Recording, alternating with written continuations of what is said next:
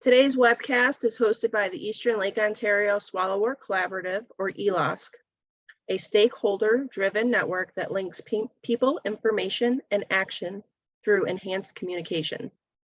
The ELOSC serves as a platform where different stakeholder groups can share research and best management practices to enhance the control and spread prevention of swallow-wort. Current ELOSC collaborators are shown on the slide, and any stakeholder organization that embraces this effort is invited to become a collaborator. Joining the ELOSC is quite informal, no papers to sign, just a willingness to share information. Please contact Robert Smith to join the collaborative.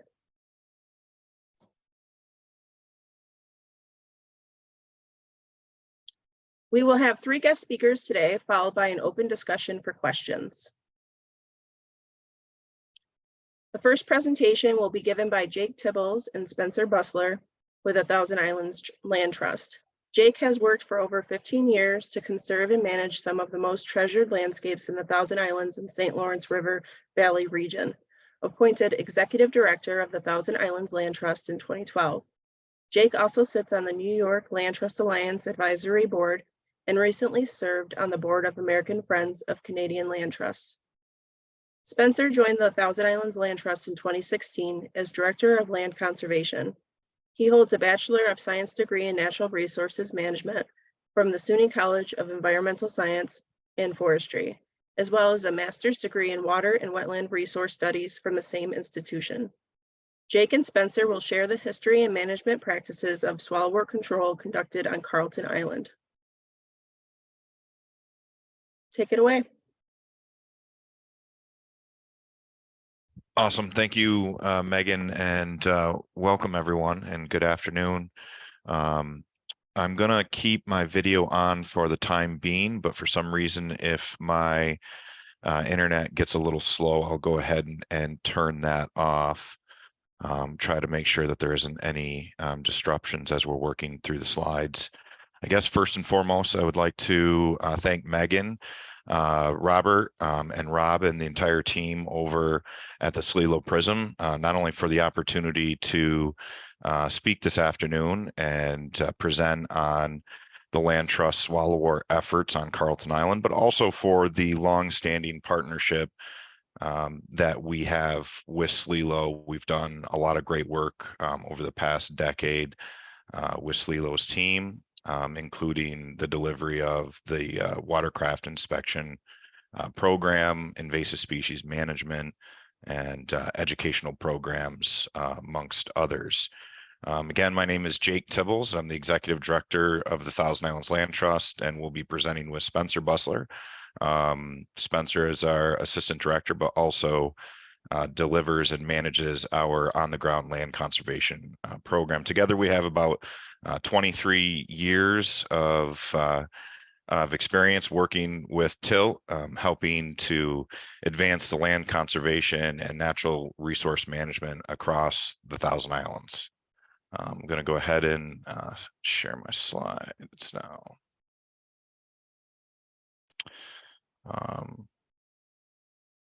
Okay, so we should have that first slide up. Megan, does that look good to you? Yep. Okay, great.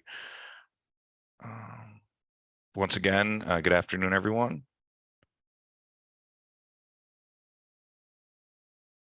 All right, so the Thousand Islands Land Trust is a community-based organization. In short, the Land Trust works with private landowners, community and government leaders, and various conservation partners to protect and steward our region's most treasured and ecologically important landscapes. Incepted in 1984, the Land Trust has protected over 12,600 acres. These are just a few of our conservation highlights that you can see here.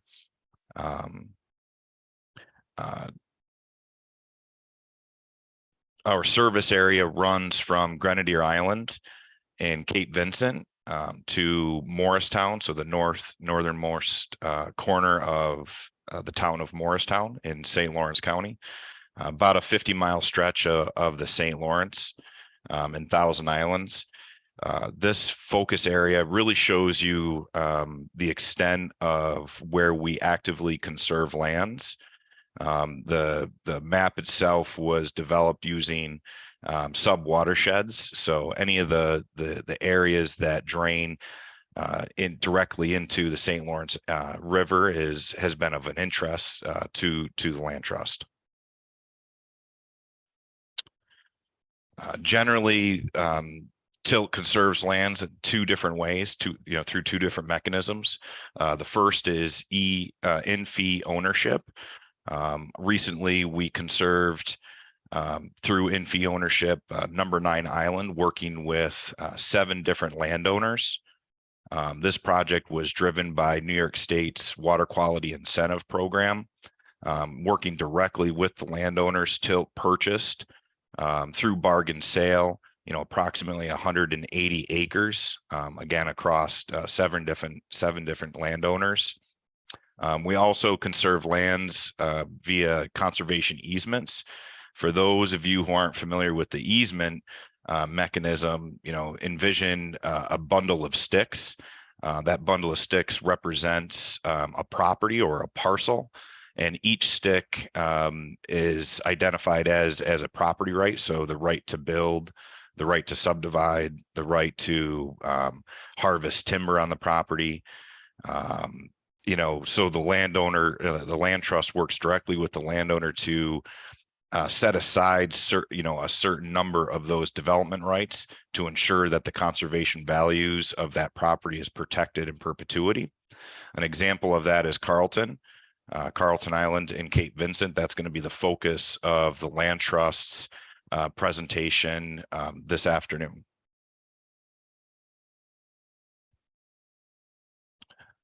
So while tilt core mission is on the ground land conservation, we strongly believe in implementing long-term management plans that are designed to improve, restore, and enhance the lands under our care.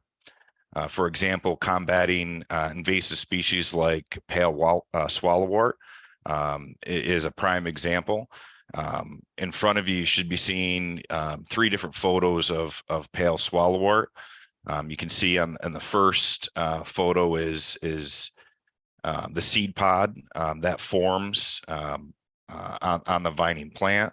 You've got the leaf structure in the second, and then the flowering body of the plant itself. Carlton Island is pretty unique in itself. Encumbered through the land trust conservation easement. The island is roughly 1,300 acres. The majority of the development on the island occurs along the waterfront shoreline, with the interior of the island being, for the most part, fairly natural. Part of the conservation easement fully restricts any sort of development or disturbances on the interior of the island. Currently, there's about 80 parcels along the edges, of the shoreline, about 60 different landowners. At its peak, there was about 60 acres of dense swallow-wort in the interior of the island. Originally, when we had identified the swallow-wort infestation, I want to say it was in 2009 during a monitoring visit. We had to ask ourselves, why is it important that we get on this as soon as possible? And the reality is from a geographic location, Carlton Island is right at the mouth of the St. Lawrence River, so where the river meets Lake Ontario. And as many of you know, the westerly winds and the design or the structural makeup of pale swallow-wort, we knew that if we didn't, act quickly and organize an effort to help combat swallow-wort on the island, that eventually, over time, the swallow-wort seeds and infestation would spread to neighboring islands downriver. So this just gives you a good sense of the island as a whole. You can see the interior forest, 2 different blocks again, the island's about 1,300 acres. So, from a management standpoint, we knew that this was going to be a sizable task. So one of the first things that we did in 2012 was establish the Carlton Island Working Group. This was a group of individuals that not only was composed of TILT staff and volunteers, but a number of Carlton Island residents. Truly, at the end, you're going to hear a little bit more from Spencer and the work that was put forth over the last decade. But the reality of the project is that, it wouldn't have been possible. The successes that we saw on Carlton would not have been possible without the Carlton Island Working Group.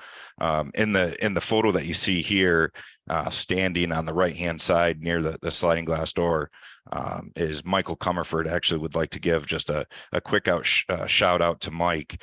Mike was the lead for the Carlton Island Working Group and really help organize and get folks on the island involved, active, to assist with the project.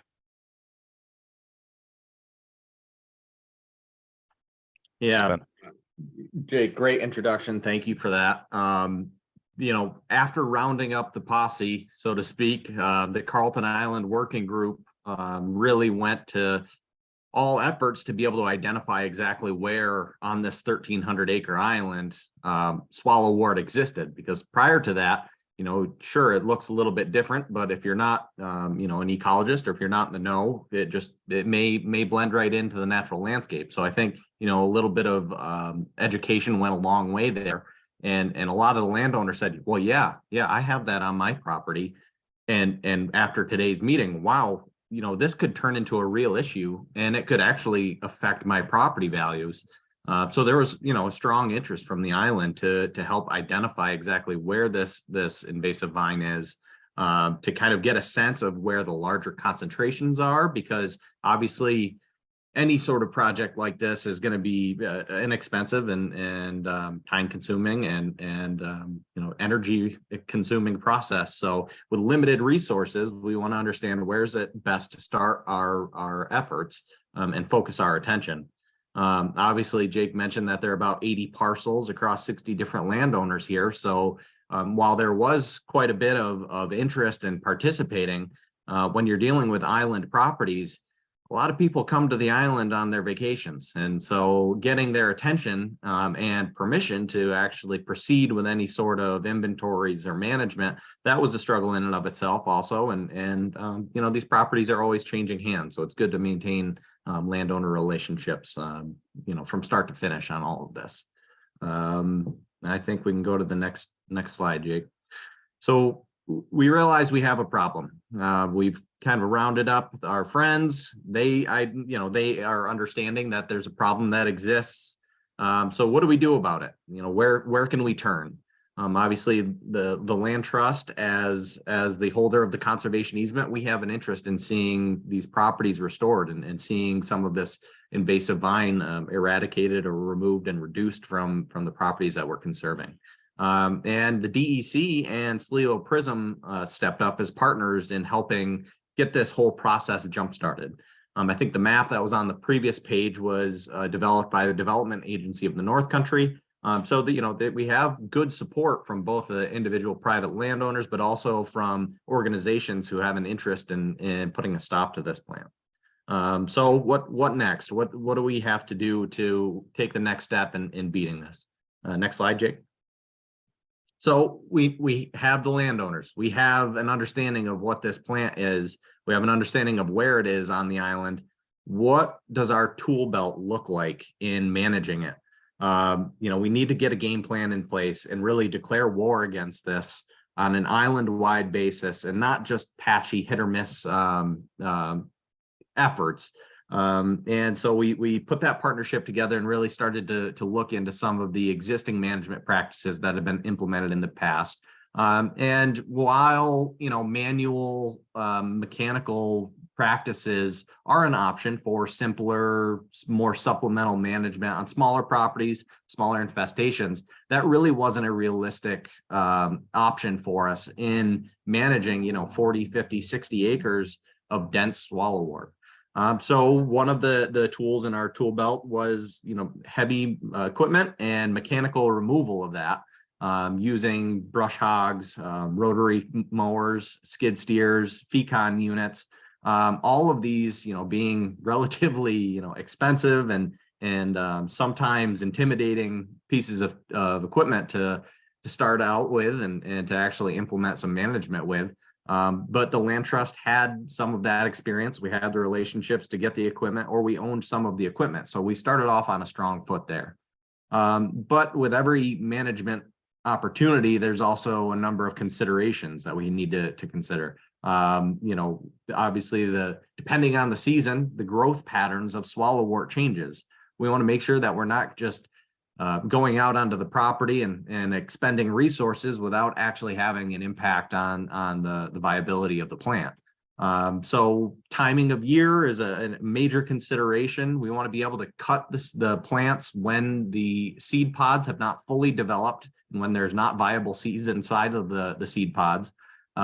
We also want to be able to time it appropriately so that the roots have expended all of their energy growing the vegetative structure, growing the flower, going to seed, but cutting it at that point. So most of the reserves in the root crowns had been expended already. So that's just one option that was at our disposal. Jake, next slide. And the other option that we had found to be pretty effective was chemical management. That included both Garlon 4 Ultra, which include, in addition to using a surfactant, or Roundup Pro. Those are both effective when done correctly and in high enough concentrations and applied as a foliar spray. And they work, but we need to be careful of where and when and how we're applying these. So I have a few best management practices and disclaimers at the bottom here. Always, whenever you're using these chemical management options, read the labels, consult your certified applicator, contract them for this sort of stuff, and use the necessary PPE when doing this. Timing is important again, just like with mowing. We want to time it so that we're avoiding any wind, so that you get wind drift of the actual chemical, or when there's going to be an upcoming rain. We want the plant to be large enough so that its leaf structure is able to absorb the chemical, bring it back down to the roots, and effectively kill the roots. And again, we want to avoid open waters and overspray. But just a note, a lot of landowners may be in support of working to eradicate this plant from their properties. So there's quite a bit of education that's involved with any sort of chemical management. We want to make sure that they are permitting us to conduct that sort of management on the property, private property, but also that, any questions that they have, we are serving as a resource to address that question early on in the process. And so that we're not causing any sort of angst amongst the private landowners on the island. Next slide, Jake. So we have a couple options. We've got the mechanical, we've got the chemical. And we're both familiar and experienced in that sort of management practice. So it's time to put a work plan together. Where are we going to attack this? So the former map was a 2013-2014 concentration map. We did the same thing again in 2016, showing just some of the more dense locations and some management polygons that we utilized in pursuing funding through both SLELO PRISM and through the New York State DEC's Invasive Species Rapid Response Grant Program in 2017. Both of those allowed us to actually focus those limited resources and apply necessary management on the ground. Next slide, Jake. So after identifying where we should be practicing this, let's go reach out to the landowners. Let's get permission. Let's do this. We have a plan in place. We know where, we know what we're going to attack it with. Now we just need to get the approvals to go ahead. So that's a process in and of itself, especially when dealing with this many different landowners. Next, Jake. So what we decided to do was compile a 4-year work plan starting in 2017. 2017 was when the grant was originally awarded, and so we were working on somewhat of a limited time span there. But we wanted to attack in year one as hard as we could. You know, again, I mentioned we declared war here, so we need to know what sort of, we want to set up a full strong front in year one. So we decided to do a combination of both spraying with Roundup, a mowing application after the plants that survived the Roundup or had regrown after the original application. We came back in and mowed those again to really, you know, knock down the vegetative growth, to apply, you know, more pressure on the root stocks, and to really clear a lot of the dense vegetation that had originally grown. In some areas, the swallow-wort was so dense that any sort of spray wouldn't have actually been able to reach all of the vegetation. So we needed an initial spray to knock back that dense outer layer, a mowing to bring it right down to the ground, and then a third spray that following summer to attack any of the new growth. Now, after that, obviously, that's a hefty lift in the summer months. So year two, we decided to shift up the plan a little bit. We don't necessarily need that initial spray, but instead, let's let the plants grow up to mid-June or so. And as I mentioned earlier, depending on the weather conditions in one season to the next, the plants really need to, we need to keep a close eye on the plants and conducting our surveys to get an understanding of when those seed pods are going to be viable so that we can mow well in advance of that, but late enough to where they've expended that energy.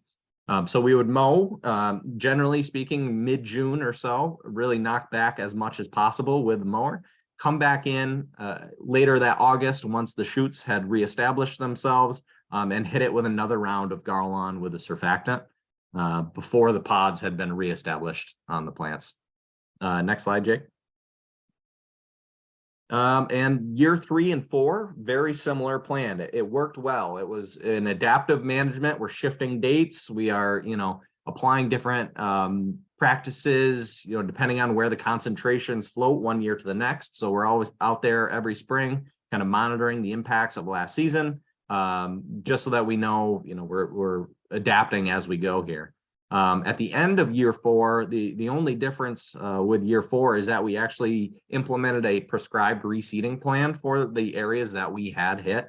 And really what that did, it healed the wounds that we had created for 4 years. Obviously, spraying chemical and mowing an individual single area or a few areas for 4 years in a row, it's going to be pretty barren, and it was. And so we wanted to be able to put down some seed to help reduce the likelihood of pale swallow-wort reestablishing on those areas. So we did, we put down, with help from SLELO, a warm season grass mix that was suited to the soils that were specific to this site. We obviously, you know, did our research there, knew that these islands have relatively shallow soils. They'll saturate but dry up very quickly. So we want to be able to find a seed mix that's appropriate. And that's what we did. Next slide, Jake. Obviously 4 years of that's quite a bit of effort, and it could not have been possible without the different landowners and volunteers and the folks that were on our side throughout this whole process. You know, implementing one of these projects on the mainland is difficult in and of itself, but then you go and throw in all the logistical challenges of implementing it on an island. Okay, sure, you're surrounded by water, but maybe that swallow-wort is a mile from the shoreline. How are you going to be able to get enough water from someone's house that has a pump or a well to be able to fill up buckets, bring it up so that you can actually treat the necessary sites?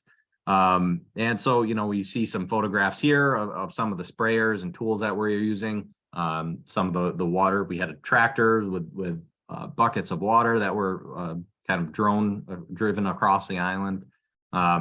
We had a lot, as mentioned earlier, you know, people come to these islands as vacation. It's a very short summer that we have.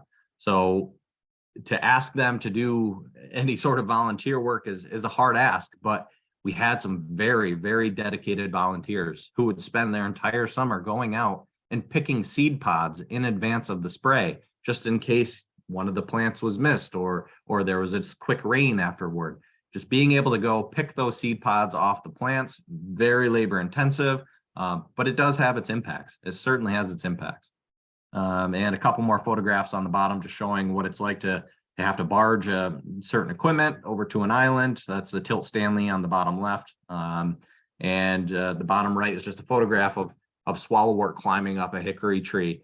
Obviously, if you're using heavy equipment, you're using a tractor with a brush hog or a fecon unit, you're not going to be able to get that plant right there. So having the individuals to go out and actually pick the seed pods off it, or to go in and do some more wand controlled spraying of the chemical, you need to have that sort of fine scale management, as well as the large scale open area management done with the heavy equipment. Next, Jake. So that last picture, the bottom right hand picture showing the swallow-wort climbing up the hickory tree, you have that going on all over the island. And sure, as mentioned, you have a big boom sprayer on the back of your tractor, but it's not going to be able to work very well going up against those individual trees. So what we've done, and what a lot of the volunteers recommended, was that we actually cut trails throughout the island ecosystem to allow better access, for better inventorying, for better management practices. And so, we actually had to develop a whole lot of trails and cut into some areas that had some very thick, dense vegetation. We had to move stone piles so that our equipment didn't run into it and cause more damage, because when something fails on an island, it's not necessarily easy just to go and drop it back off at the service to get it surfaced again. I guess we can jump to the next slide, Jake. Ultimately, 4 years of dedication and resource investment, and the volunteers and the contractors that we had on site did one heck of a job here. Ultimately, we consider it to be one of the few success stories with pale swallow-wort. You don't hear many of them, and it was a major lift, but ultimately at the end of the day, we're very pleased with the outcome. Obviously, it's not completely eradicated from the island. We have, certain pockets that we're still being diligent with, just to make sure that it doesn't blow up and get out of hand again, that we can treat those smaller infestations as they spring up. But ultimately what you see here, that picture at the beginning of the slideshow showing that vacant field with not much there to look at, well, this is now what you have. Instead of a full almost 100% growth of pale swallow-wort, you now have some native grasslands that are going to be coming up and benefiting the local birds and the different ecological values of the island as a whole. Next slide, Jake. Another photograph of some before and after, or the reseeding success that we had. Timing that reseeding with rain so that you get good germination is really important. And obviously this is, you can see the leaves are falling off the trees there. This is later fall. Recommended to apply that seed when you know that it's going to be conducive weather-wise to get good germination. Otherwise, you're just feeding the birds. Next slide. And that's it. We recognize the ecological values, the conservation values of Carlton Island. Here's a beautiful photograph of a huge stand of goldenrod and some monarchs that utilize the island. It's such a unique place. The plant had a great threat to expanding across other islands, but the management that we implemented seemed to be pretty well effective in reducing the concentration of swallow-wort on Carlton, low enough to where we can refocus our efforts elsewhere now. Again, we have to thank all of our partners, have to thank all of our dedicated volunteers here, but well done, everyone. Thank you so much, Jake and Spencer, for that presentation. And just a reminder, we will have time at the end of today's webinar for questions. So do feel free to throw any questions you may have in the chat, and we'll get to them in a few moments. And our last speaker today is Robert Smith, who is the Terrestrial Restoration and Resiliency Coordinator with the St. Lawrence Eastern Lake Ontario Partnership for Regional Invasive Species Management, SLELO PRISM. Robert received his Bachelor of Science and MS from SUNY ESF with a focus in forest ecology And Robert leads invasive species control needs within SLELO PRISM's priority conservation areas and advises a 5-county region on invasive species management and restoration. Robert will share SLELO PRISM's hypena opulenta release and survey history, along with plans to enhance hypena opulenta overwintering survey efforts through partner and volunteer engagements. Robert? Try that again. All right.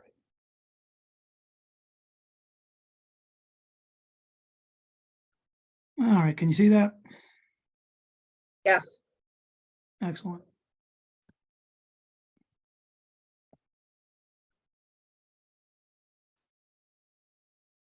All right. Oh, just a second.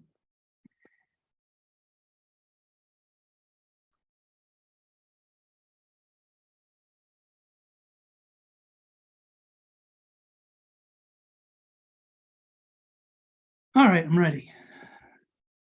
All right, good afternoon. Like Megan just said, my name is Robert Smith. I'm Terrestrial Restoration Resiliency Coordinator for SLELO PRISM. Today, I'd like to talk to you about the new survey methods that I intend to use this year to determine if hypena opulenta is establishing around our release sites. SLELO PRISM has been involved with the Swallow-wort biocontrol program since 2018, when we set up 2 cages at Whaley State Park. We have continued setting up those 2 cages in the park every year since, and have successfully released larvae from the cages in 2018, 2020, and 2022. In 2020, we expanded our survey, our efforts by setting up 1 cage at Grenadier Island and 1 cage at Carlton Island. Unfortunately, no adult moss emerged from the pupae placed in those cages that year. In 2021, we moved the 1 cage that was on Carlton Island to Grenadier Island, increasing the number of cages on that island to 2. And this move was due to the successful management on Carlton Island that you just heard about. We believe that the lower population of swallow-wort that existed in at that time would make establishment of hypena more difficult. In both 2021 and 2022, larvae were released from the cages on Grenadier Island.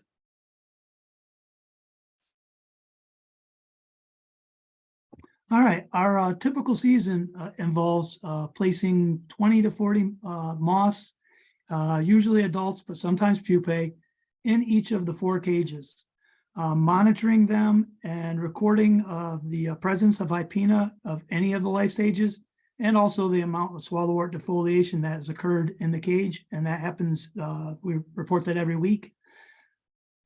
This continues until over 50% of the leaves are defoliated, or the hypena are about to or have pupated, and we just don't have the numbers to reach 50% defoliation of leaves.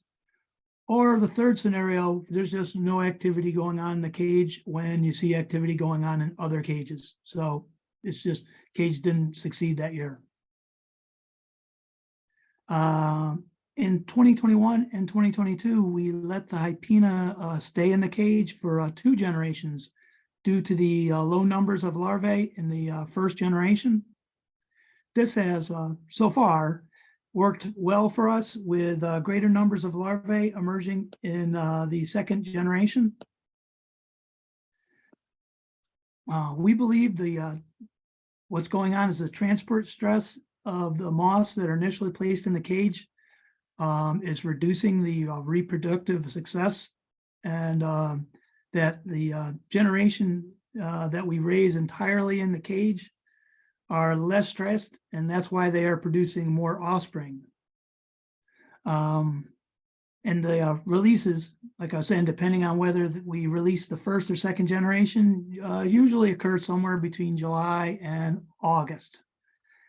After we're done with the releases, we pack up all our cages and equipment related to the hypena, and then we just hope that they don't get eaten by something.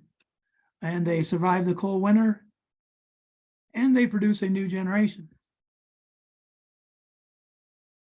So we return in late May, early June to place a new hypena moss in cages adjacent to our previous release sites. At this time, we conduct our overwintering survey, hoping to find any form of or sign of hypena, whether that is larvae, pupae, adults, eggs, frass, defoliation, anything. We're looking for anything there in hopes that that they have overwintered. The overwintering survey method that we follow is based on something we've, that Audrey from NISRI pointed or directed us at. Was made by Lisa Tewksbury. It's a hypena tiered time protocol, or HTTP. Each survey area is based on the center of the previous location of the cage, and starts at the first tier, or tier 1, which is a 2 meter by 2 meter survey area. Tier 2 increases the size to 5 meter by 5 meter. And then tier 3 increases this even further with a 10 by 10 meter and involves actually walking along 2 transects from corner to corner.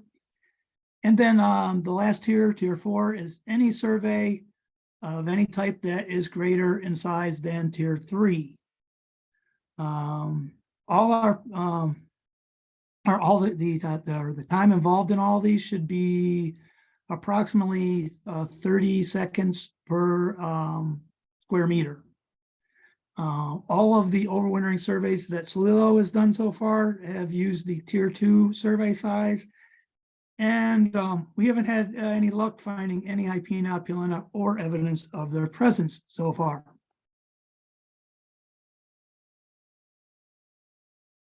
And to get an idea of why that might be, I have 6 pictures on the screen of different areas on Whaley and Grenadier Island. These are different areas. They're not 2 pictures of the same area from a different angle. It's completely different areas. And I could put more pictures up here with more different areas that look much the same.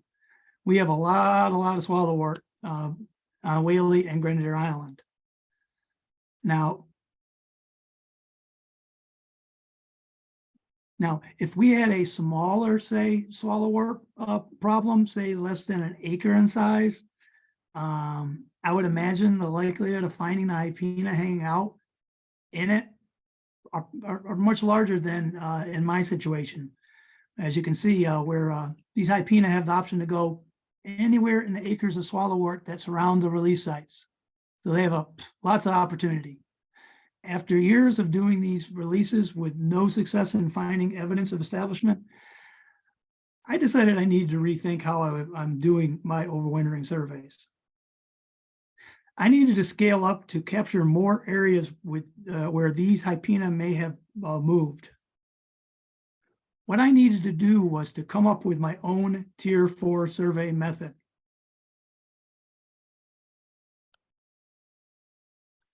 To do the scaling up, I had to consider who the landowner was.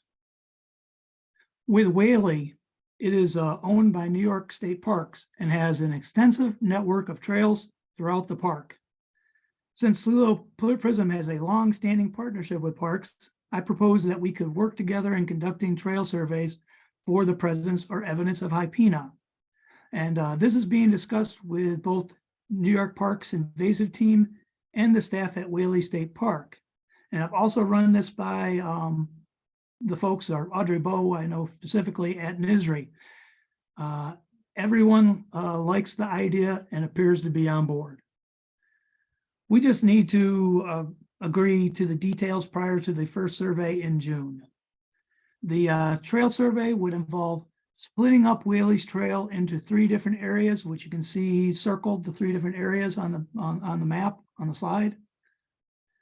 And with basically SLELO, their Parks Invasive team and park staff will each conduct a survey of these trails, or one of these areas of the trail system each month from June to August. So everybody would eventually have covered each one of those 3 areas one time for total of each area, those areas being covered 3 times, 1 from each group. So, and basically, the survey will involve walking the trails and observing the swallow-wort within about 10 feet of the trail on each side. Areas further from the trail may also be surveyed if time permits, or if evidence is seen at a distance that it needs a closer examination, like you see an adult moth flying or some defoliation in the distance. I will also be providing a video that summer hires and Whaley staff can use to help them identify hypena in all life stages and evidence, and show them what evidence of their presence looks like. If they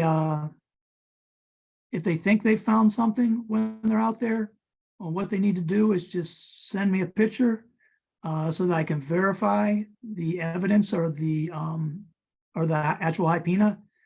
And they'll also let me know the location by saying it was on this trail and giving me coordinates about where they were at, where they took the picture.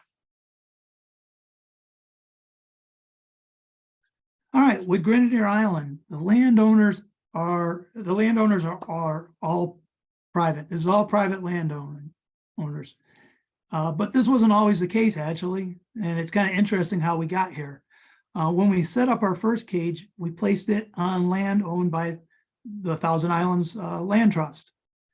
And then we placed a second cage the following year when we moved it from Carleton on a private land, where the landowner had contacted us and said that he was interested in helping with the program. Last year, Tilt sold their land, and we talked to the new owner of the land that Tilt owned, and he also wanted to help with the program. So basically, that's how cage location and property owner can easily change hands in the middle of this biocontrol program, because it did for us, and it's just the way it is. But I'm really excited that the private landowners wanted to be involved. And logistically, this has been interesting, actually, because since I don't have a boat to go to the island with, the residents of Grenadier Island have agreed to take turns picking me up. One of the residents, who has some experience with raising monarch butterflies, has agreed to actually make the arrangements for someone to pick me up each week. So I just ask her, and she says, "Oh, okay, this person's going to pick you up next week," and it's been working out great. And this has been giving me the chance to meet and talk to most of the residents of Grenadier Island. During our short trips to and from the island and to and from the cages, I have discussed the biocontrol program with each of these residents. And this is what gave me the idea of how to improve our survey efforts on the island. My idea is to form a partnership between the residents of Grenadier Island and SLELO PRISM in the form of a community science project. I started to ask the residents when they came to pick me up if they would be willing to look for the hypena if we taught them what to look for. They all agreed to conduct a, if not a formal, but like an informal road, trail, property surveys from June to August when they're on the island. And this is going to greatly increase the size of the survey, because it's going to include most residents' land and most of the roads and trails that exist on the island. I also, like we did with, like I said, with Whaley, I created a 10-minute video with plenty of pictures that shows them how to identify each life stage of the hypena and the evidence and what the evidence such as defoliation and frass looks like. That the video will instruct them to take pictures, much like Whaley, and if they believe they found hypena or evidence of hypena, and then send the pictures for verification and with the location to me.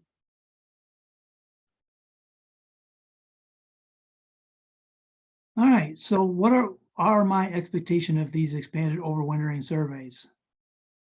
Well, first would be a significant increase in search time.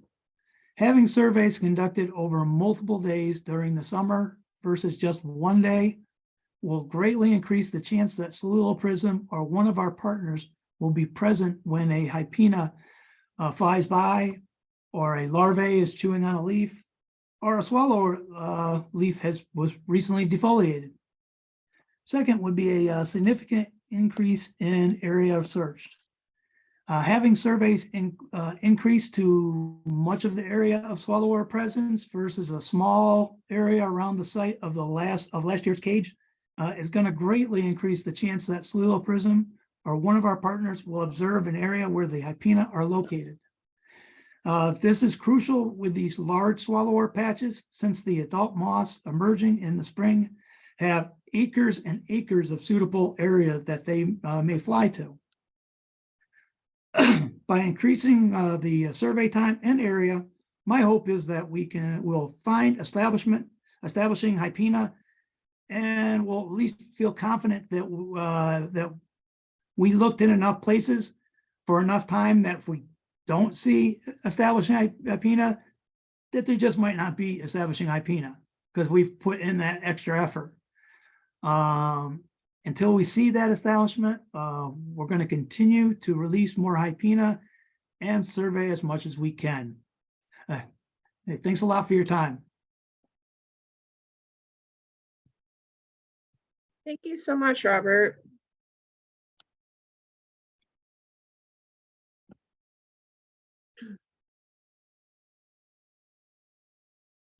Okay, so before we move on to the open discussion session, I'd just like to invite each of you to join the ELOSC listserv if you haven't already done so.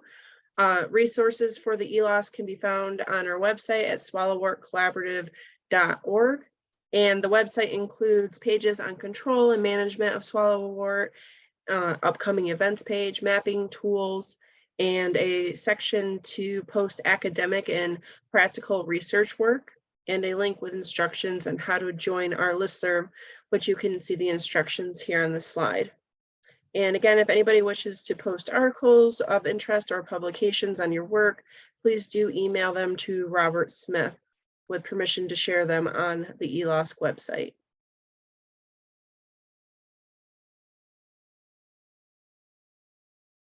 And we are going to now open the floor for any open discussions or questions that you may have. And I'm going to open the chat. You can use the chat and I'll ask the questions for you, or if you want, you can just take yourself off of mute to ask them.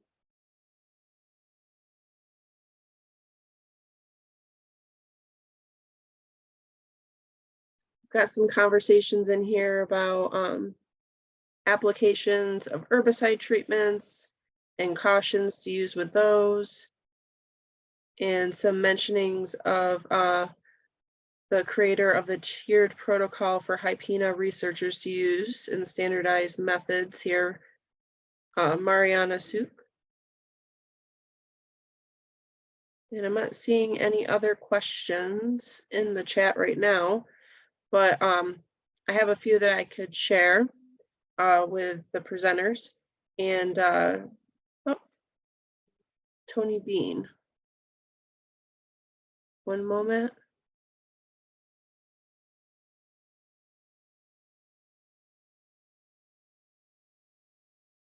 Okay, so Tony Bean is asking if we're certain that hypena is hardy in our area.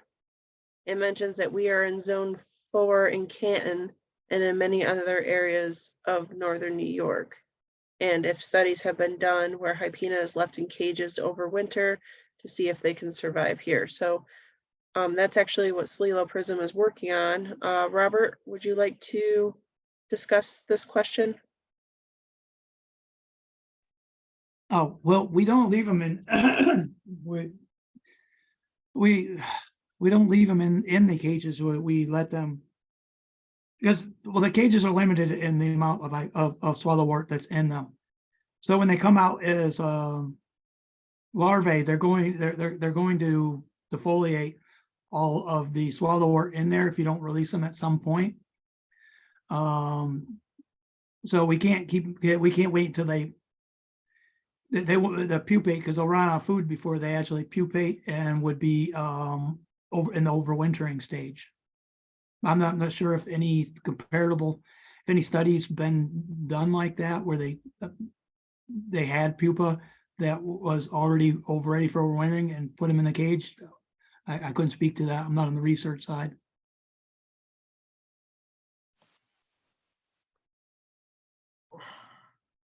Okay, thank you, Robert. Oh, and thanks, Lisa. I didn't know Mariana Sukes is the one that came up with the tiered list. Yes, she shared it with us, and then I shared it, I guess, with Audrey. I just want to mention, we've been looking at overwintering in Rhode Island, but obviously our temperatures aren't quite the same as yours. We're a 6B or 6A or something like that.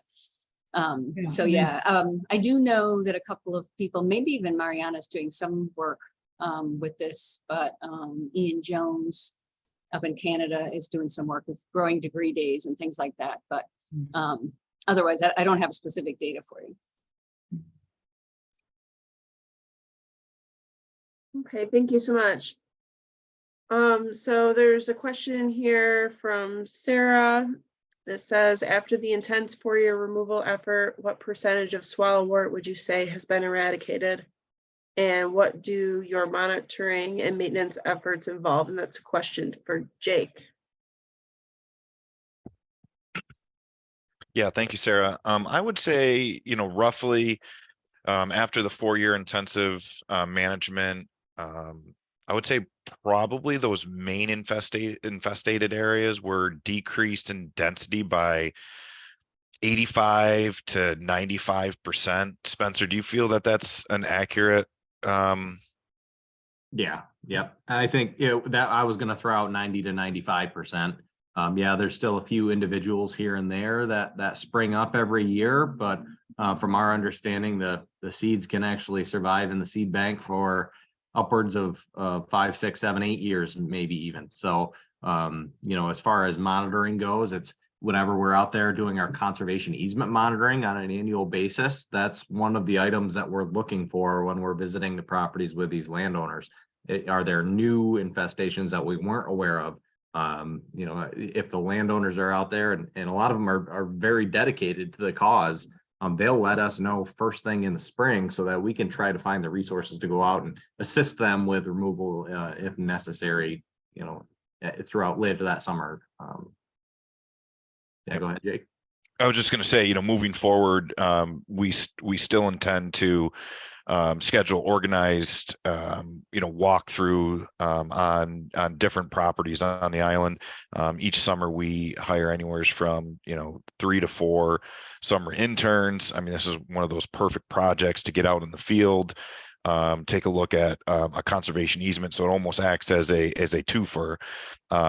Interns are learning how to monitor conservation easements, at the same point in time identify invasive swallow-wort pollen GPS coordinates, and then all that data gets collected and brought back and utilized to develop those management maps that Spencer had shown during the presentation.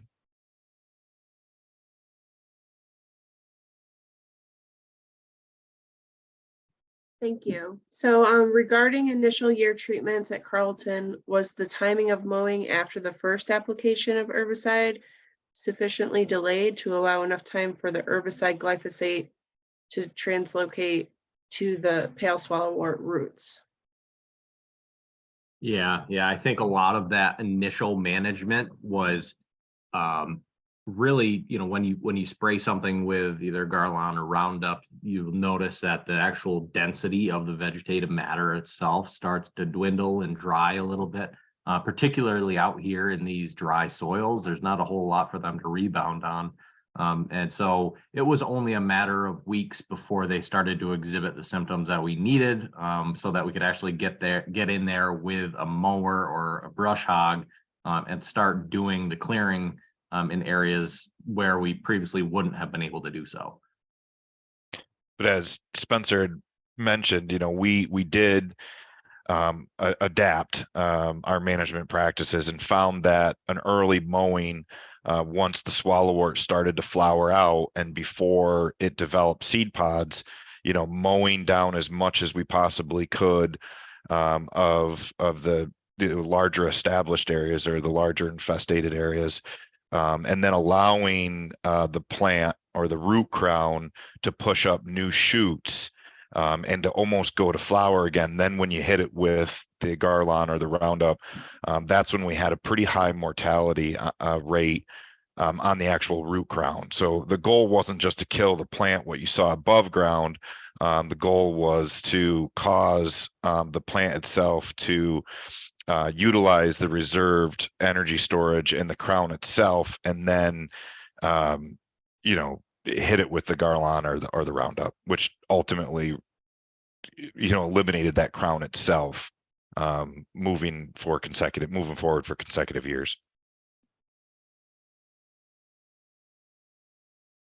Okay, and in the chat, it was shared that some of the researchers doing work in Canada with hypena, opulenta, we're using that at several sites north of Toronto and in the Ottawa area, and that they overwinter better at some sites than others. So if that helps to answer that cold hardiness question, it gets pretty cold in Canada. So I would assume that we would have some good luck here. Yeah, I think I agree. I don't think it's a cold hardiness issue. And that's why I'm increasing the survey efforts, because I believe that it's just difficult to find them once they do overwinter, especially with acres and acres of swallow-wort.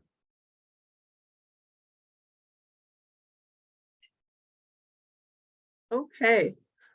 Are there any other questions? I think Lisa's trying to speak and she was muted. Sorry, I was muted. Is that okay? Can I go ahead? Yes, please. Okay. Thank you, Rob. Just I'm trying to remember both of them now. One of them is, I just wanted to mention, we're trying to do some monitoring for adults using light trapping and things like that, partly because of what you're saying, that they're difficult to find. And our properties aren't quite as large as what you're talking about, but even so, these moths are decent flyers. So they can go, to a totally separate property. And then just a little bit of hope, we did find some feeding damage in one of our release sites from 2018. And we found it in 2022. So 4 years is longer than it took in Canada to find, but still, I'm a little bit hopeful that we're starting to find some feeding damage. Yeah. Yep. Me too.